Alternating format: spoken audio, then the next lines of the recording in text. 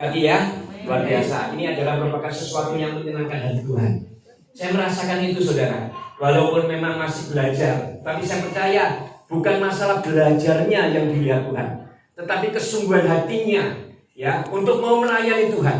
Tuhan tidak melihat skill saudara. Kalau mau melihat skill saudara, Tuhan tidak akan cari saudara. Tuhan itu melihat hati. Jadi saya percaya hati BLK untuk melayani ini luar biasa. Ini saya sangat apresiasi. Dan ini merupakan bibit saudara untuk lebih ditambahi lagi oleh Tuhan. Nah, menjadi anak muda yang dapat menggoncangkan ya melalui pujian penyembahan. Ya, pemain musik Hani Lewi yang diurapi Tuhan menjadi pribadi yang akan menyenangkan hati Tuhan. Amin. Ya, kita berucap syukur kepada Tuhan pada malam hari ini. Bapak Ibu yang dikasih Tuhan, sekali lagi saya mengucapkan terima kasih buat tuan rumah Pak Suryanto yang sudah mengundang setiap kita. Walaupun saat ini banyak yang nggak bisa hadir, saya minta maaf karena banyak yang sakit, ada yang izin sakit, ada yang izin tertentu yang tidak bisa ditinggal. Tapi kami percaya tidak akan mengurangi suasana yang indah yang saat ini sedang kita mau tetap nikmati, ya. Kita akan tetap menikmati, dan apalagi sebentar kita akan bersama-sama juga, ya. Ada satu perjamuan yang indah bersama dengan keluarga di tempat ini. Dan ini merupakan sesuatu yang istimewa, saya katakan, ya. Bapak Ibu sekalian, saya percaya kita tidak bosan, ya, karena mencari Tuhan, ya. Ketika kita sungguh-sungguh mencari Tuhan, kita akan mendapatkan Tuhan dengan segenap hati kita. Nah, di tempat ini saya percaya rumah ini sungguh sudah dibuka lebar-lebar oleh pemiliknya. Yang artinya apa, Bapak Ibu? Yang artinya pemilik rumah di tempat ini, Pak Suryanto, mengizinkan Tuhan bertakhta di rumah ini. Mengizinkan Tuhan ada di keluarga di tempat ini. Dan mengizinkan Tuhan yang memerintah di tempat ini. Dan saya percaya ketika memang itu sungguh-sungguh dibuka, ya pasti Tuhan akan menunjukkan bagaimana Tuhan bekerja dahsyat untuk seluruh anggota keluarga.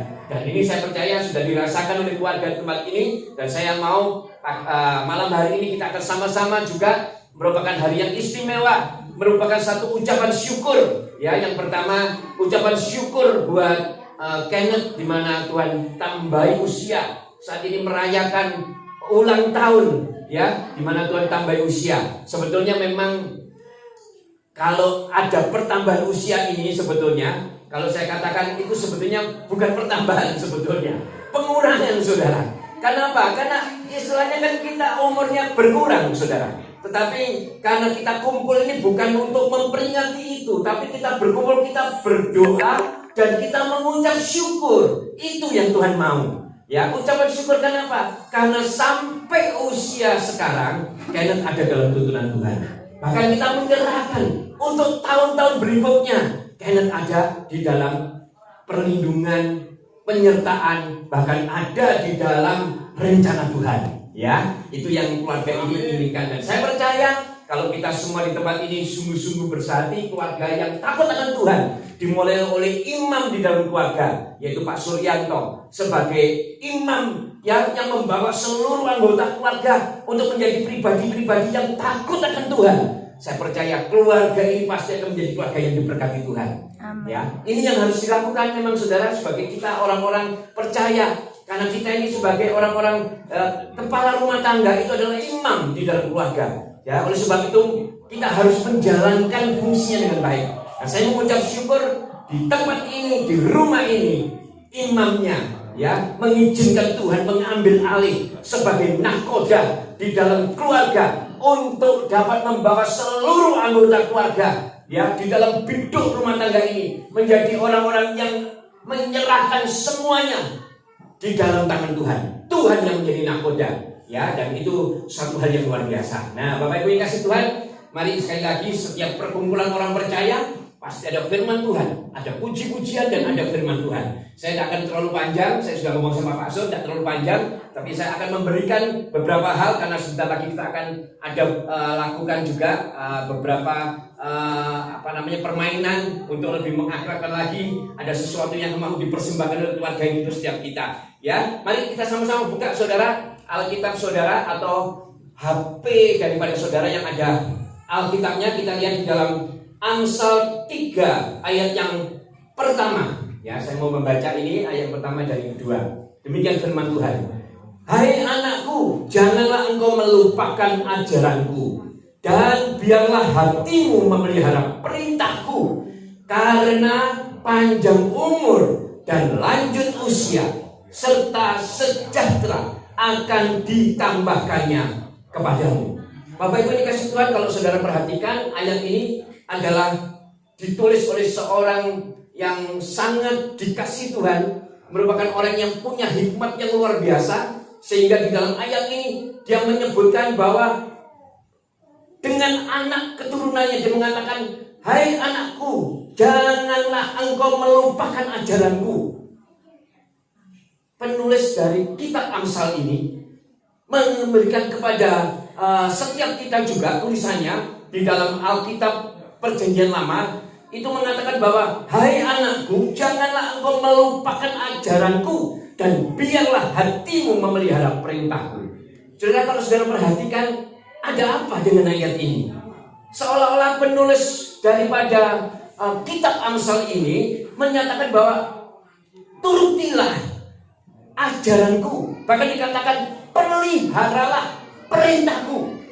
Oh, dahsyat saudara. Kalau saudara sudah sebagai seorang tua memberikan wejangan seperti ini kepada anak cucunya, ya kan?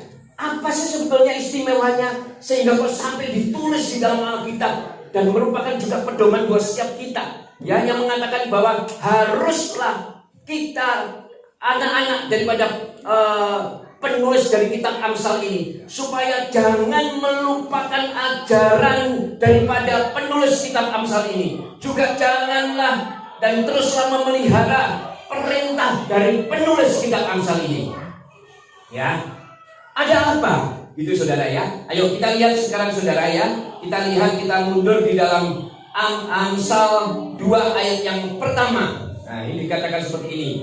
Hai anakku, jikalau engkau menerima perkataanku dan menyimpan perintahku di dalam hatimu, sehingga telingamu memperhatikan hikmat dan engkau mencenderungkan hatimu kepada kepandaian, ya, jikalau engkau berseru kepada pengertian dan menunjukkan suaramu kepada kepandaian, jikalau engkau mencarinya seperti mencari perak dan mengejarnya seperti mengejar harta terpendam, maka engkau akan memperoleh apa saudara?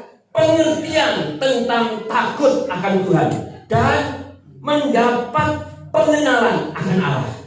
Wow, ternyata yang diajarkan oleh penulis Amsal ini kepada anak cucunya yang termasuk saat ini kita baca adalah apa? Ajaran tentang pengertian takut akan Tuhan dan pengenalan akan Allah. Kita akan bahas ini saudara. Ternyata dua hal ini yang ditekankan oleh penulis daripada kitab Amsal ini. Saya mau buka kepada saudara, penulis kitab Amsal ini adalah seorang yang tadi saya katakan punya hikmat yang luar biasa. Dan memang hikmat ini dia minta daripada Tuhan. Ya, anaknya daripada Raja Daud, di mana dia seorang yang diurapi Tuhan. Ya, dan dikatakan bahwa ternyata apa yang diajarkan, apa yang dilakukan, apa yang diturunkan kepada anak cucunya adalah pengertian tentang takut akan Tuhan dan pengenalan akan Allah. Saya mau bahas dulu saudara tentang pengenalan akan Allah. Pengenalan akan Allah ini seperti saya sering katakan kepada saudara, memang harus dipunyai oleh setiap orang percaya. Kita tidak bisa berhubungan dengan seseorang kalau kita tidak bisa mengenal dengan baik. Sedangkan kita adalah anak-anak Allah. Kalau kita anak-anak Allah, berarti kita harus mempunyai pengenalan akan Allah. Dan saya mau kasih tahu kepada saudara bahwa sesungguhnya Allah kita adalah Allah yang dahsyat. Kalau kita sebagai anak-anaknya, kita tidak bisa mengenal kepada Allah kita, maka sesungguhnya apa layak kita disebut sebagai anaknya. Pada zaman dahulu saudara, saya mau saksikan, pada zaman dahulu kalau kita yang lahir di kepala 6 ya, 1964 atau 65, 67, 68 pasti tahu dengan yang namanya rejim Orde Baru. Nah, pasti tahu, pasti mengalami saudara. Ya, Pasti kenal ya saudara ya. Sekarang pun masih, walaupun nggak lahir di tahun itu, pasti mengenal. Tapi saya mau ceritakan kepada saudara bagaimana rejim Orde Baru ini sangatlah rejim yang sangat berkuasa saat itu. Pernah suatu ketika seperti ini saudara. Ketika kita bisa mengenal salah satu anggota keluarga dari rejim Orde Baru ini, pasti kita akan menjadi orang yang dihormati oleh orang lain. Iya atau iya saudara? Mungkin Pak Su pernah ngalami mungkin, ya. Kalau mengenal saja dengan seseorang yang mungkin bukan langsung kepada Pak Harto, tapi kita mengenal dengan mungkin anaknya, mengenal dengan keponakannya gitu aja saudara. Ada celahnya gitu, pasti kita akan dihormati orang dan ditakuti orang. Nah, saudara ya, saya mau kasih tahu kepada saudara. Ini, nah suatu ketika kita punya teman tuh berkumpul saudara. Nah ini saya mau kasih tahu saudara supaya kita bisa mengerti. Ketika teman-teman saya berkumpul, saya datang. Ketika saya datang, saya cerita. Mereka cerita tentang suatu kesulitan. Terus saya bilang, wah ngapain repot-repot? Saya bilang, saya kenal dengan Mas Tommy. Saya gitu kan saudara. Saya kenal Mas Tommy. Lu kalau gitu enak dong, ayo kenal aku supaya urusanku beres. Karena Mas Tommy atau Tommy pada saat itu kan menjadi pribadi yang sangat-sangat ditakuti. Istilahnya gitu. Ketika punya kenal nama dia, memanggil namanya dia aja semua sudah pasti keder saudara. Ya kan? Setiap urusan pasti beres kan gitu. Terus saya bilang, loh iya, kamu mau kenal? Iya, aku kenal. Loh iya, aku kenal. Tapi sayangnya, ya, sudah perhatikan, sayangnya Mas Tommy yang tidak kenal saya. Paham saudara maksud saya? Kita ini kenal, saya kenal Mas Tommy, bahkan bukan Mas Tommy, Pak Harto saya kenal, dia presidenku. Tetapi sayangnya Pak Harto gak kenal aku. Ini juga saudara implementasi dalam kehidupan sehari-hari. Saudara mengaku, aku kenal Tuhan, tapi apakah benar-benar aku mengenal Tuhan? Tetapi kita lihat kalau Tuhan kita kebalik saudara. Justru Tuhan itu yang mengenal kita, tetapi kita yang brengsek, tidak mau kenal Tuhan. Nah, saya mau katakan kepada saudara, kenapa saya katakan seperti itu? Banyak kan yang menolak, dia tidak mau tahu lebih dekat lagi dengan Tuhan. Padahal Tuhan itu mengenal kita. Kitab Yeremia mengatakan bahwa sejak dalam kandungan pun dia sudah merencanakan kita loh saudara. Ditoto dengan baik loh. Berarti apa saudara? Dia kenal kita. Bahkan setiap sudut di dalam tubuh kita ada borok, ada apapun dia tahu. Loh, tapi kita ini berlaku, kita ini berlagak, nggak mau kenal dia. Nah, ini saudara saya mau katakan kepada saudara. Nah, Salomo mengajarkan kepada anak-anaknya supaya apa? Supaya mengenal Tuhan, mengenal Allah dengan baik. Ini hal yang luar biasa, makanya saudara harus contoh ini. Tuhan yang begitu dahsyat yang sudah mengenal saudara, saudara aras-arasan bertemu Tuhan. Buktinya apa? Kadang-kadang waktu ibadah masih aras-arasan. Itu namanya mau mengenal Tuhan enggak saudara? Mau enggak? Ayo saudara ngomong. Saya bukan nih mau memperlucuti saudara enggak. Kalau sudah mengatakan enggak lupa Pak, aku mau mengenal Tuhan dengan baik karena Tuhan sudah mengenal aku. Ibadah, hujan, gerimis, itis. Kenapa kemarin enggak datang? Hujan loh Pak. Padahal itis, maksudnya rintik-rintik. Coba kalau saudara dipanggil oleh bank ketika saudara mengajukan kredit, terus dipanggil, hari ini tanda tangan, mau hujan terus berdak dador. Datang saudara, karena mau tanda tangan terima duit. Ya enggak saudara. Saya nggak mau realita loh ini. Tapi kalau dipanggil Tuhan yang mengenal saudara, dia kata mengenal kebutuhan saudara, mengenal nggak kalau saudara Tuhan kita? Oh ngerti Mas Gali ini butuh sesuatu, ngerti Pak Wadi ini butuh sesuatu, ngerti ya Pak Galman ini perlu sesuatu, tahu Pak seperti tahu nggak Tuhan kita? Tahu, tapi diceluk nggak dalam saudara? Diceluk nggak dalam? Ini namanya apa saudara? Kalau saya ngomong makanya kan kita jadi orang yang justru kita yang membatasi diri, nggak mau kenal Tuhan kita. Padahal Tuhan itu sudah lebih dulu mengenal kita. Bahkan bukan cuma sudah mengenal, Dia katakan, aku memberikan yang terbaik buat kamu. Buktinya apa? Kayu salib. Ini bukti. Makanya saya senang saudara. Terus terang saya suka kalau ada rumah ada kayu salib. Salib yang benar-benar cuma salib seperti ini. Tidak ada yang tergantung. Cuma salib ini mengingatkan bahwa ternyata ada pribadi yang tergantung di situ. Yang namanya Tuhan kita, Tuhan Yesus Kristus. Pribadi inilah yang bertanggung jawab penuh, anak saudara. Ayo sekarang kamu butuh apa, saudara? Sebetulnya tanpa ngomong pun Tuhan sudah tahu. Tuhan sudah tahu. Tetapi anehnya, saudara tidak kenal dan mau. Nah, itu ya saudara. Saya harap dengan pada saat ini ketika sudah menerima kebenaran firman, kita semua tidak lagi istilahnya kalau diajak ibadah atau diajak sesuatu perkumpulan, aduh dia tidak sih, nanti dulu lah, aku belum layak lah, aku gini lah. Jangan saudara, karena Tuhan sudah memberikan yang terbaik buat saudara. Ya, ini yang pertama, saudara. Terus yang kedua tadi dikatakan apa, saudara? Di dalam ayat tadi, ternyata takut akan Tuhan. Nah, takut akan Tuhan itu bukan berarti kita, aduh takut Tuhan, takut Tuhan. Tuhan kita itu bukan setan, saudara. Bukan setan yang moderni. Jadi kalau Tuhan kita dikatakan takut akan Tuhan, bukan berarti takutlah Tuhan, takut.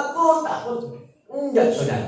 Enggak, saudara. Ya kita lihat, saudara ya. Sekarang kita lihat di dalam Amsal pertama ayat yang kedua. Ya, kita baca lagi. Ini saya mau buka semua tentang kitab Amsal.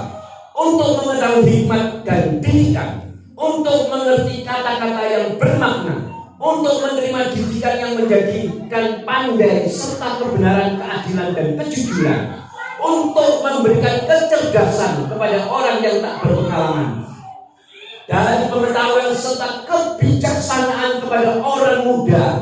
Baiklah orang bijak mendengar dan menambah ilmu, dan baiklah orang yang berpengertian memperoleh bahan pertimbangan, untuk mengerti amsal dan ibarat perkataan dan teka-teki orang bijak. Ayat ke-7 sudah perhatikan. Takut akan Tuhan adalah permulaan apa saudara? Pengetahuan. Tetapi orang bodoh menghina hikmat dan didikan. Saudara, saya mau katakan kepada saudara, ternyata sumber daripada segala sumber hikmat pengetahuan itu adalah takut akan Tuhan.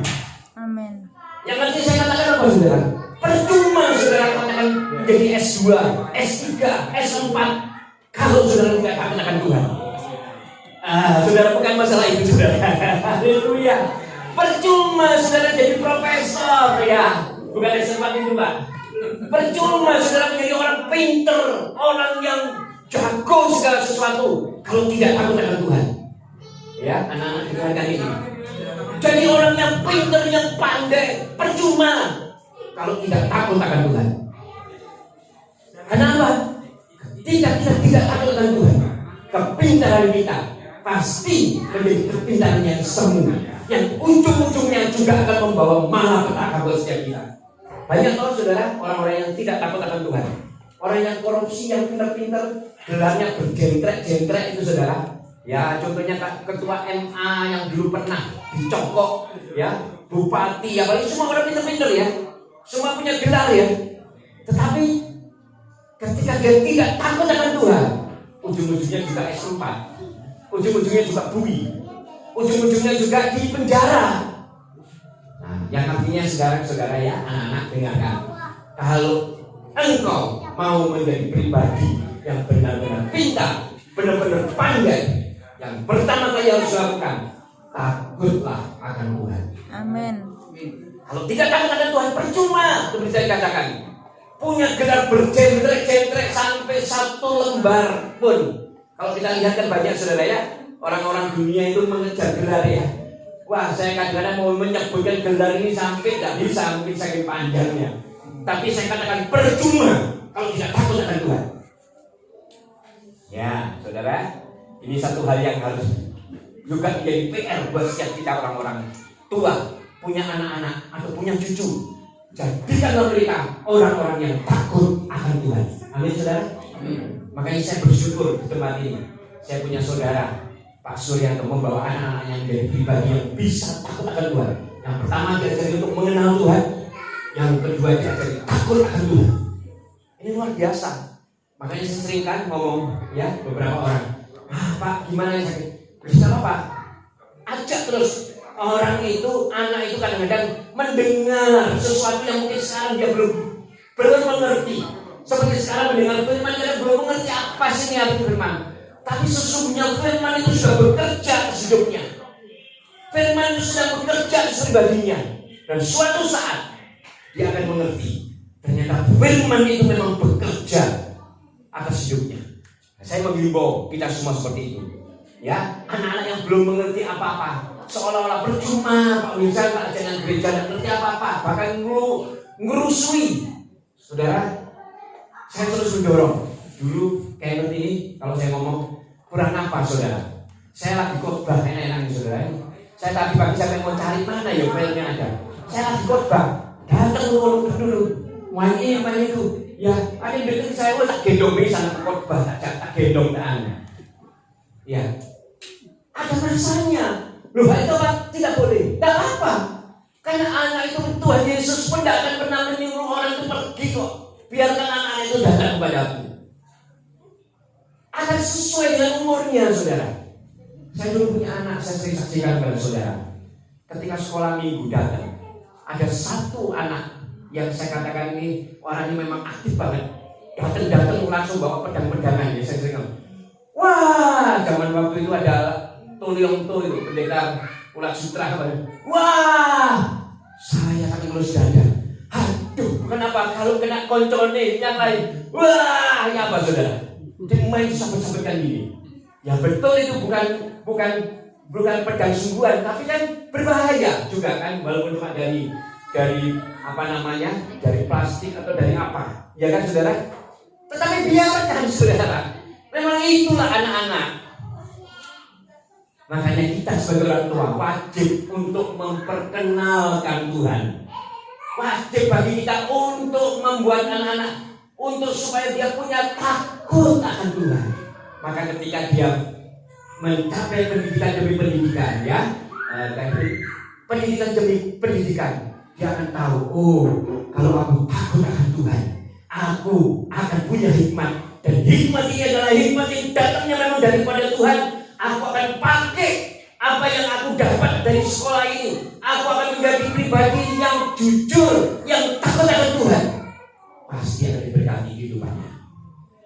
Ya, jadi saya terus sarankan kepada saudara, anak-anak kita ajari takut akan Tuhan dan pengenalan akan Tuhan. Jadi yang artinya orang tua jangan sampai kalau sudah seperti itu, nah nanti dicontoh sama anak-anak saudara kalau gitu. Saya bersyukur dengan Pak Sur ini. Ini jemaat yang paling dekat dari gereja. Tapi saya terus juga mendorong lagi Pak Sur, lebih pagi ya. Ya, saya ngomong apa adanya. Karena firman ini saya sampaikan memang apa adanya. Saya nggak mau tutup-tutup. Ya, inilah saya. Saya akan ngomong apa adanya. Ya, kadang merasa sesuatu kalau firman tidak bekerja dengan baik, tidak ada merasa di dalam hidup berat, percuma itu firman. Tapi kalau firman mendengar firman dan merasakan, aduh, kok kena aku ya, puji Tuhan. Berarti Tuhan mengasihi engkau dan akan membentuk engkau lebih dahsyat lagi. Amin. Maka saya katakan Pak Sur, jauh-jauh ke sini tetap mencari Tuhan. Berani. Ini suatu saat akan menjadi anak-anak akan tahu, oh papaku setia. Jauh-jauh datang ke Tuhan. Hujan gak peduli hujan. Ya memang punya mobil, gak apa-apa. Tapi belum punya mobil nanti hujan pasti Tuhan kasih mobil kalau saudara punya niat. Haleluya. Ya, datang terus. Ya, nah inilah yang menjadi kunci keluarga itu diberkati oleh Tuhan. Amin. Ajak seperti itu anak-anak saudara. Amin. Ajak saudara, jangan bermanja-manja. Anak seperti bagaimanapun juga ajak terus untuk supaya anak itu menjadi pribadi yang takut akan Tuhan dan mengenal Tuhan dengan baik. Amin saudara. Dua hal ini yang saya bagikan untuk keluarga di tempat ini, biarlah ini melekat di dalam hati dan pikiran keluarga, supaya keluarga ini semakin menjadi pribadi-pribadi yang takut dan mengenal akan Tuhan dengan baik. Amin. Ketika menjadi pribadi yang seperti itu, maka saya percaya keluarga ini terus ada dalam tuntunan Tuhan terus diberkati oleh Tuhan, terus akan diarahkan oleh Tuhan untuk menjadi keluarga yang diberkati dan memberkati. Amin. Karena ini prinsip itu saudara. Amin. Amin saudara. Amin. Haleluya. Firman sudah menancap, saya percaya biarlah firman ini menjadi kekuatan buat setiap kita. Mari kita tundukkan kepala.